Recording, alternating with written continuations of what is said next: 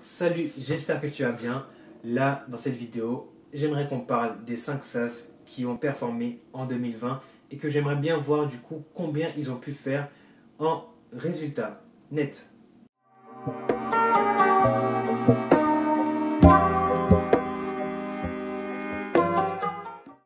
Donc voilà, alors pourquoi je fais cette vidéo là?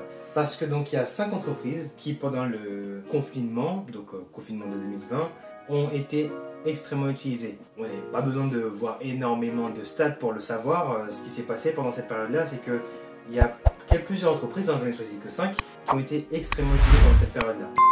Moi, ce que je voudrais voir, c'est à quel point ils ont réussi à augmenter leur profit à cette période là. Première application que je voudrais analyser son revenu annuel, c'est Zoom.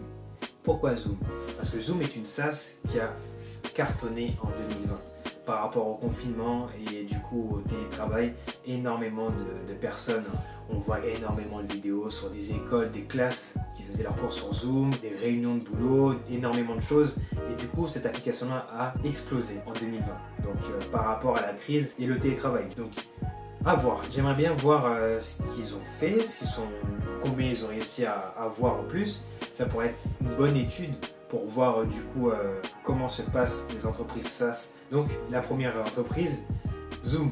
Zoom, vous pouvez le voir que plus le temps avance, plus Zoom a été utilisé. Donc au début de 2020, ça faisait 122 millions. À la fin de 2020, on est à 188,3 millions de dollars de revenus. Là, ce qui se passe, c'est que on est passé au mode remote.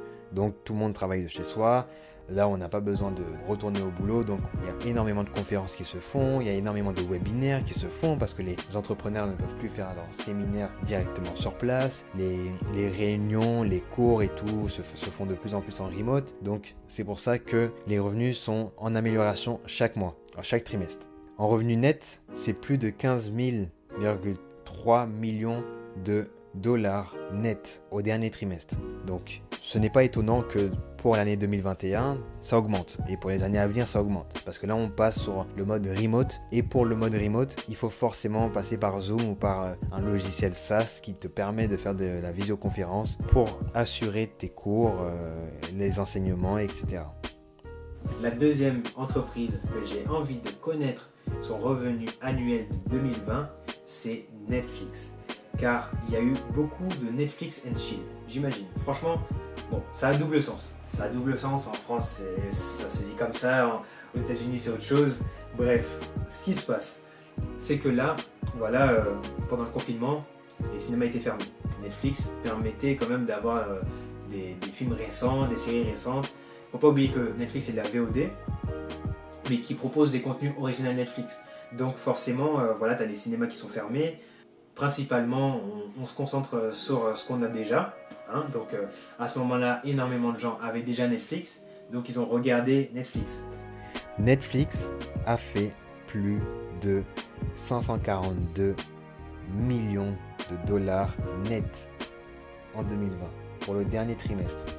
Donc là, vous pouvez le voir aussi que donc, entre le trimestre 2 et le trimestre 3, Netflix était beaucoup plus dans les 720-790 millions de dollars net pour ce trimestre-là.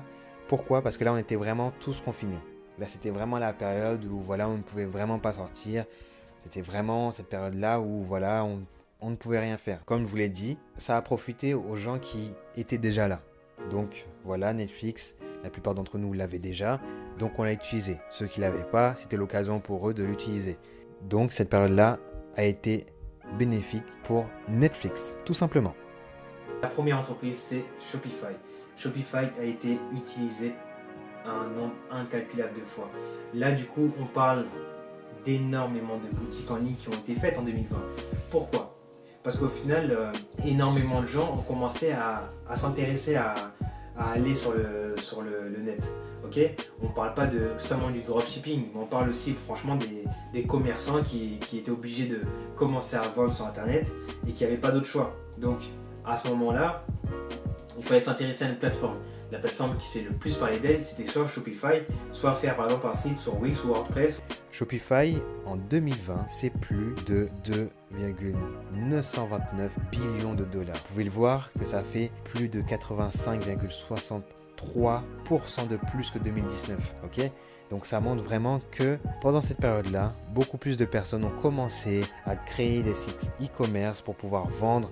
Là, ils ont vu qu'ils avaient une nécessité et qu'ils pouvaient sauver leur business tout simplement. Parce que voilà, lorsque tout était fermé, si tu pouvais au moins expédier tes produits, ça te donnait une petite marge pour pouvoir continuer ton activité. Donc c'est là où on a pu voir qu'un business en e-commerce pouvait faire la différence. Donc c'est aussi pour ça que Shopify a performé en 2020. La quatrième application que je voudrais connaître son bilan 2020, c'est Amazon. Pourquoi Amazon?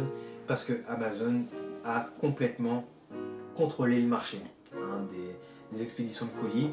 C'est Amazon. Ce qui se passe, c'est que Amazon a quand même généré énormément de chiffres. Là, on parle aussi donc voilà, il y avait les fêtes de Noël où on était proche d'un confinement, d'un couvre-feu. Donc forcément, les gens qui commandaient sur Amazon, je disais que voilà, ils n'avaient pas à se déplacer et qu'ils avaient déjà, par exemple, l'expérience client chez Amazon et que ça allait arriver à temps. Et que par exemple, s'ils commandaient chez un autre client que Amazon, donc un site e-commerce par exemple, ça n'allait pas arriver à temps. Ils avaient ces peurs de délai là. Donc Amazon a pu profiter de cette période là, même si c'est vrai qu'il fallait privilégier les marques françaises, les produits français. Je pense que Amazon a beaucoup profité de cette période là. Donc c'est intéressant de voir aussi du coup ses résultats. Donc voilà, là on peut voir que Amazon a presque doublé leurs ventes. Là en 2019, ils étaient à presque 12 billions de dollars de revenus nets. Là, ils sont à 21,33 billions de dollars en 2020. Donc comme vous pouvez le constater, Amazon a été fortement utilisé pendant la période de 2020. Amazon était une valeur sûre pour les personnes qui demandaient d'être livrées, qui ne voulaient pas sortir de chez eux. C'était vraiment quelque chose qui était très important. Alors, la cinquième et dernière entreprise que je voudrais connaître son bilan annuel de 2020, c'est Google. Là, on va voir du coup les revenus du groupe Alphabet. Donc le groupe Alphabet, c'est la société mère de Google. Donc voilà, c'est la société qui détient Google. Google est une filiale de Alphabet. Et bien sûr, Google déjà détient YouTube, Android, G Suite, le cloud et plein d'autres choses. Donc voilà, cette entreprise-là, elle a fait en 2020 plus de 182,527 billions de dollars. Donc c'est 12,77% de plus que 2019. Okay, là, on est vraiment sur des billions de dollars, c'est énorme. Okay. L'année précédente, donc en 2019, ce groupe avait fait quand même plus de 160 billions de dollars. C'est énorme. Pour vous montrer à quel point les revenus générés grâce au mode SaaS sont colossales. Voilà, c'est tout. C'était les 5 entreprises que j'aimerais bien connaître vraiment leur bilan 2020 parce que 2020 a été une année particulière. Il y avait la crise, le confinement, les couvre-feux. Beaucoup d'entreprises SaaS ont profité de cette occasion, même si ce n'était pas leur but.